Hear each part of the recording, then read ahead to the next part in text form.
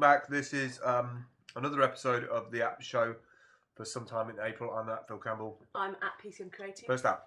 First app is dblcam. When you take a photograph, you ever wondered what you look like when you take the photograph? Why would I want that? Well, in dblcam, it allows you to take a photograph with both the front and the back cameras, either at the same time or one delayed after the other.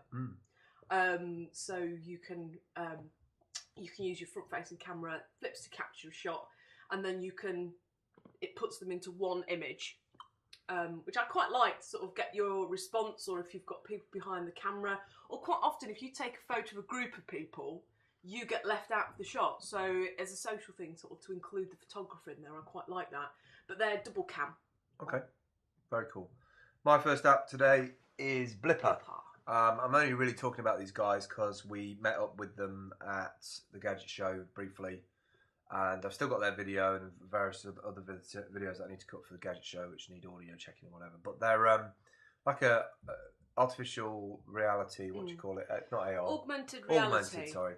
Where you can scan a picture and it plays a movie or does an action and you can buy stuff from it. And so it's markerless technology, so rather than having a QR code, you can just use your logo. Yeah.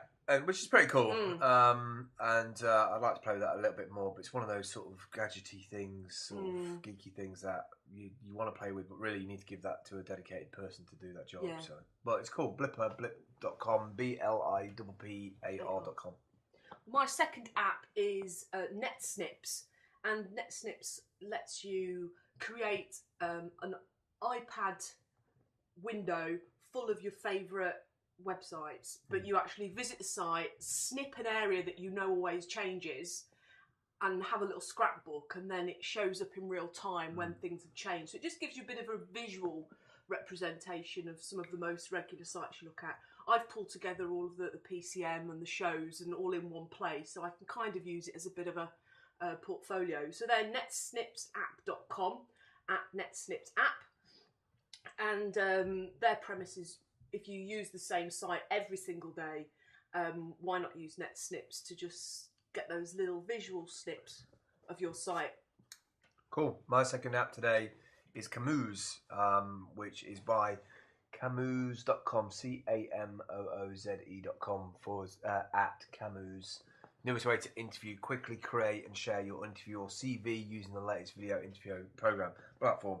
I like this because it's kind of something that I talked about a few years back in terms of people getting multiple CVs for jobs and not knowing who the person is.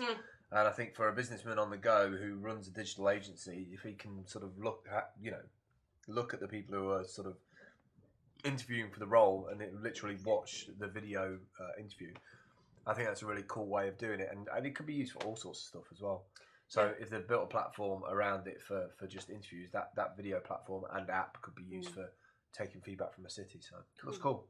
Well, my third app is Wavepad, great audio editing piece of software by NCH Software. They do all sorts of audio, video software for the web, but this is the app for the iPad, which I've been using.